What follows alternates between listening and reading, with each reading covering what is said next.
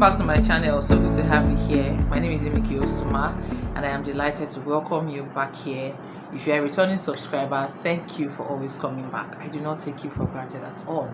If this is your first time here, welcome to our growing family. We are so happy to have you here. So straight into what we're talking about. Now this is an overdue video. I actually did a video some months back where I talked about my weight loss stroke. Where I talked about my weight loss through fitness journey. So I promised to release a part 2, but somehow I got busy, got into other videos on then my work and life in between. I realized I had not done that, so I thought to quickly do this and close up that conversation properly. So you can go back and actually watch that first video so you can see what we did.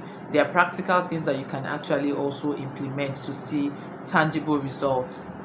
So I always like to cushion this conversation with this statement that it is not always only just about losing weight, right? It's not about looking a certain way. It's about staying fit and healthy, giving you the chance to function through a healthy body for a long time. Yeah. So as at the time of recording this, I have now lost 15 kg. I think when I did that video a few months back, I lost 12 kg, and then I hit a plateau where I was no longer losing weight, okay, but I was still doing all that I was doing. I think there were several explanations to that somehow your body begins to like a safety mechanism that is inbuilt in our bodies. It's now like trying to protect you from losing too much weight, so that was what happened. So I stopped losing weight for some time. I was just where I wasn't really gaining. Maybe sometimes in between I'll discover that okay, I gained like half kg, 1 kg, then I'll go back and all that, but generally I was not really on that weight loss path anymore. But then I think just like maybe last month, towards the end of last month, I now noticed okay, I started losing weight, but slowly right now, not like when I just started. Yeah, so PHCN did their thing, and I have to make the daylight. I have to face an open window. I hope you bear with me because of the quality of the lighting at the moment. It's well with us. Some of the things I get to deal with trying to create videos. Yeah. So before the interruption, I was saying that this actually marks a year since my dad visited me, and he was like, "Oh wow, you have added so much weight. You need to do something about it." And then I was about 90 kg, and from then I moved on to added 3 more kg before I actually began to take proactive steps to fixing my fitness, my weight loss, and everything. So right now I've not even checked my weight in a week. So I checked like a week ago, upper week, Saturday, and I was now weighing 78 kg. So then that's 15 kg from 93. Yeah. So some of the things we did several other things, like I said in our previous video, in my part 1 of this video, you could go check it out. So some of the things we did that I did not mention in that video was this: we ensured that we had accountability, right? So, and I'm going to get to it to let you know what to do when you do not have accountability the way I have it, right? So I'll share that, like that'll be my second solution that I'll be sharing. So we have accountability in the sense that my husband and I were both on this journey together, and so we are each other's accountability partner. So I'm not alone for those days, because trust me, you're still in this human body. There'll be days where you do not feel like getting out of bed to walk. So on those days when I don't feel like getting out of bed to walk, my husband drags me out. One of the blessings of God that I think that He graciously gifted us is that we usually say jokingly, but I'm taking it more seriously as the years go by. And that's the fact that we realize that we are never down, quote and unquote, at the same time. If one person is having like a challenging day, you're not feeling good, the other person is up and about, the other person is energized to like strengthen you. We are never in this bad mood or bad place together at the same time, So there's always one person to help the other person. So on the day where I don't feel like walking, he is in the mood to walk, right?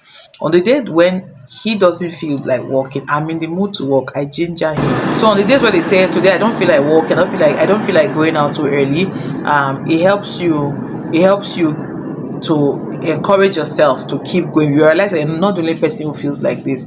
Having both of you working towards achieving the same goal helps you to stay on course. So that has really helped us, because I think that if he was not on the same page with me, I would have given up also. Or if I was not on the same page with him, he would have given up also. So I'm grateful to God for that. Find somebody who is also working at the same goal with you, who can help you stay on track, and you can also help the person stay on track. Maybe a friend, maybe a flatmate, maybe a roommate, if you're married, your spouse, right? But if you do not have any of these, maybe you're single or you stay alone, your friends don't really live close by. Please, sorry about the noise because I had to open the window. So the noise in the neighborhood is definitely going to be filtering in, So please, thank you for bearing with us. Someday, very soon, we'll get there when PHCN does not bother us anymore, where we're going to be in this soundproof studio and there are no interruptions, right? So when you do not have that kind of accountability in your circle, what you can do is join a community where you can have a group kind of accountability. So that was another thing I did. I joined a group on Facebook called Let's Keep Moving. So I'm going to share I'll leave the name on the screen. Let's keep moving. That group really helped me and it still helps me, though I'm not talking so much. I'm not as active as per talking, communicating, responding like I was in the early days because I kind of entered a very busy season at work. But I still go there to check every month's challenge. So they have daily exercises. They have daily activities, that we have to do every month. It's not the same thing every day. It's not the same thing every month. And just knowing that you have that group there, it keeps you accountable, right? It keeps you accountable. You're inspired to keep going. So that really helped me, especially when we had challenges like that. You have to post your number of steps that you walk, just screenshot you snap your fitness watch and share the number of steps you've walked that day, or you share where you were before, how many kg you have lost. So all of that helps you to stay accountable. If you're someone who hates to submit a blank sheet, some people are like that. You don't like submitting a blank sheet in an exam. It will keep you motivated. I'm that kind of person. I do not like when they're calling for reports. I don't have a report to submit. They're calling for assignments. I did not do my assignment. No, I'm not that kind of person. I don't like being hassled. I don't like being frazzled. I like to do what I'm supposed to do, keep the rules, and just stay sane and happy, right? I don't like anything that'll make me feel worked up. So being in that kind of group has helped me because, I want to also submit a good report. Like, then it helps me. While that is not the goal, it's not about looking good in the eyes of people. But because I have that motivation beneath the surface, it helps me do the right thing that is good for my body, that is good for my health goals, my fitness goal, and my weight loss journey, right? So that kind of group will really help you. Please, in all that you do, don't do this alone. You will just start and stop quietly because there's nobody holding you accountable. So if the admin of the group, who is my friend, notices that, okay, maybe I'm now suddenly I've left everything, I'm no longer going through my fitness routine, I don't walk anymore, I'm no longer conscious about what I eat, the kind of calories I'm eating, my calorie sources and all of that, she's going to check in on me, right, and say, what's going on? Or I noticed that it looks like you've gained some more weight, what's happening? So that also helps you to stay on course because you are not alone. You're in a safe community where they are all looking out for each other's good. So please join one, and join one that is realistic. I love this particular group because the tips are so realistic and practical. There are things you can incorporate into your day-to-day life without stress, right? So this will bring me to my next point of what we did to ensure we saw result. So stay in that kind of practical group, please. Avoid groups where they are telling you things that are superficial. Drink something and lose and shrink yourself in 3 days, in 7 days. Most of those things have unhealthy consequences, and that becomes an irony because you are trying to stay healthy, then you get into a solution that actually now fights your good health. That's not what we should do. Okay, so ensure that the groups you belong to, they are sharing organic ideas, things that are practical, things that you can incorporate into your day-to-day life. The next thing that we did is that we chose things that we could sustain. Yeah, choose things that you can sustain. Choose what's it called, weight loss options that are sustainable, that work well with your lifestyle. Please don't do something because you saw someone doing it online. I see videos of women carrying, lifting trailer tires. That, to me, I can't sustain that, right? If they can sustain it, it's fine. But me, I can't sustain that. I cannot keep lifting. I didn't lift anything.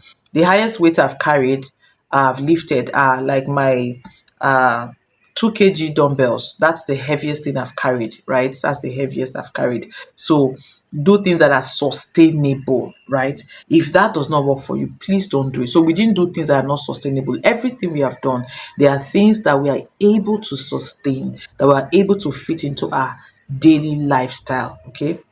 That's why it should never be a quick fix. I've always said this, let it be something that becomes a lifestyle. You cannot drink shrinking tea for the rest of your life. That person will be dead by the time they've done that for like maybe 2 years. You're drinking something that is shrinking you.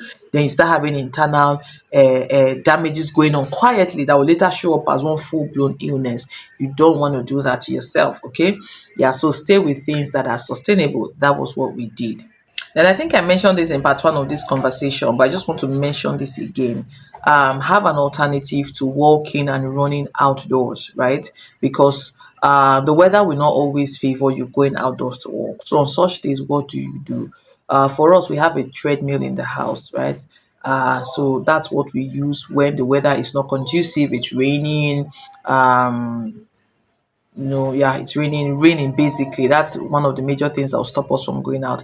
And sometimes when we do not go out for very valid reasons, so because there's a treadmill in the house, we get on the treadmill and put in some steps, that for that particular day. So have a backup plan. I think I also mentioned in another video where I talked about hacks to help you lose weight and stay fit quickly. That's following this YouTube channel called Walk at Home. So for days where you cannot go out for any reason, you can actually walk from the comfort of your home, feel good, get the cardio boost that your body requires, and lose those calories and stay healthy and fit, right? So another thing we did was intermittent fasting. Yeah, that really helped us a lot. So now there are different kinds of intermittent fastings. You can fast for 12 hours, 16 hours, So I think what we basically did was we stopped eating at 7:30 p.m. latest. So from that time till we will not eat breakfast until 7:30. We had that kind of intermittent fasting. And then there was the one that whatever time regardless of when we stopped eating, regardless of when we had our last meal, we would still not have our first meal until 12 noon the other day. So what we do is that we drink water and green tea. We drink green tea when it's supposed to be breakfast time, and then we drink water like in between up until 12 noon before we have our first major meal. So that really helped us to see results. So the next thing we also did was we stopped eating late at night. We used to eat late at night. My goodness, we used to eat at night because of the nature of my husband's job. He would stay up at night, and one of the things that you cannot avoid when you are up working late at night is that you're going to feel hungry. So you go to the kitchen, find whatever is there. If there's nothing, maybe you fry eggs with bread, you eat. And sometimes maybe I wake up at night and I meet that, he's frying this mouth-watering egg, and I'll be like, please, I'll eat small before I go and sleep. So we ate a lot at night, and that wasn't helping us at all. Most of the things we eat at that time of the night definitely was going to lead to weight gain. So that was one thing we stopped doing. So if you eat late at night, you need to stop it. If you have to eat at night, you need to be mindful of whatever it is that you're eating, maybe like carrots, cucumbers, and stuff like that. Okay. So another thing we also did was that we swapped fizzy drinks for water. So we began to drink water a lot. Till now, we drink water more than we take any other kind of drink. So drink a lot of water. Drinking a lot of water helps you to lose weight, actually. So that was one thing that we did. We got a dedicated cup or bottle that we use. We have bottles, we have cups. So having that dedicated cup or bottle helps you break that excuse of, I don't have what to drink water with. I can't be going to take water from the dispenser with a small glass like every, I don't know how many number of times within an hour, and all of that. So we have a dedicated cup that we use. I think I showed that cup in one of my videos where I talked about items you must have with you on your weight loss journey, right? So that really helped us drink a lot of water.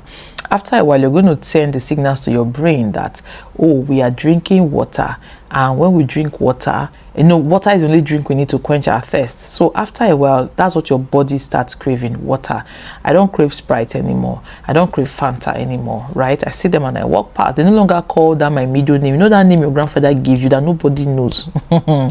that's your cravings. That's calling, and then you be doing, walking back, moving back to say, let me answer, no, I can never go back. Oh, it's already too late. Oh, I can't go back there. So drink a lot of water is going to help condition your cravings for what you need to quench your thirst with, right? It will help you align your thirst cravings to the right things. Then another thing we did was to become more intentional with the time we go to bed.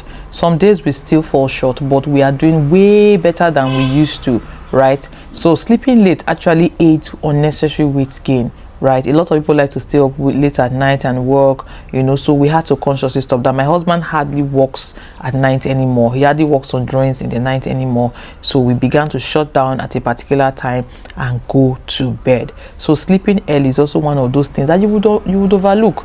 Instead, you be chasing slimming pills, slimming tea, when what you can actually do is organic, it is free, it is right under your nose already. So that also helps going to bed early, getting proper sleep. So another thing that helped us, like I said, these are just practical things that you'd ordinarily overlook. Another thing that helped us was that I began to pack up leftovers and keep them in the freezer. Yeah, because I used to leave leftovers. Sometimes I'll just leave the food and like, oh, you know what, tomorrow morning we'll still, maybe I'll just heat it up and then pack it up, or maybe we'll eat it the next day, So I began to pack food up. So when my husband, if he happens to be awake and then he's craving food, he'll think about the stress of going to open that freezer. The food is already frozen. He'll start thinking of how to heat it. You know what? That will discourage him and he'll go back to bed. So as long as there was nothing to fall back on when you were hungry at night, because you were at work at the wrong time, you just tell yourself, you know what, I'll drink water and I'll go to bed. Tomorrow is coming. I remember we used to laugh at ourselves when we were in bed. We'd be like, oh, man, I'm hungry, I'm craving that late night food. And then I'll tell him, I say, don't worry, it's just tomorrow. Tomorrow is here. It's almost here. We'll close our eyes and open it before you know it is daybreak. So that was one practical basic thing that also helped us. So pack up your leftovers. Do not leave them in your kitchen. Put them in the deep freezer, so that by 12 noon, when you wake up and you're tempted, you think about the stress of going to heat up that egusi soup, or that okra soup, or whatever it is that is calling your middle name. Yeah, pack up your leftovers. So basically, these are the things we have done and we've been doing. By the grace of God, if Jesus tarries, by August, we will now be celebrating 1 year of being consistent. We are able to stay consistent because we chose things that we are able to sustain. So I want to say this again and again. Choose things that you are able to sustain and keep an eye on your skill also, right?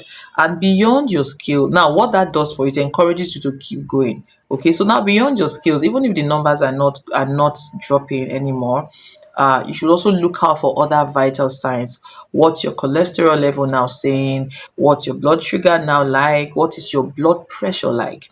My blood pressure had dropped, as in it is now at a very normal level, right? Because like as at 2023, I began to have these reports of, oh, your BP is high, your BP is high. In fact, last year when I went to the optician, they had to just do a routine, like take your vitals as part of the process, and they were like, "Ah, your BP is high." They say, okay, after the appointment they'll check it again. They checked and it was still high, and they began to say, oh, maybe we need to give you something to help you calm down and sleep. I was like, no, I sleep very well, I don't want. So I was like, okay, let me put an eye on it, then if there's still no change, I'll come back, I'll do something about it. But when I began to drop all that weight, my BP began to come down, and it is now at a very normal level. I've been checking it consistently since then, and it has been at a very good place. In fact, the point I was like, I had to go and check, like to research and ask questions. Is this safe? Is this BP not too low? Right? So those are some of the things you should look at. It's not just about being in a snatched body and all of that. No, look out for other health vital signs that tell you, oh, you are getting results, what you're doing is working for you. Yeah, so thank you for watching. Feel free to ask any questions and leave your comment. Like this video, please share with somebody who needs to watch this, and subscribe to this channel if you've not subscribed.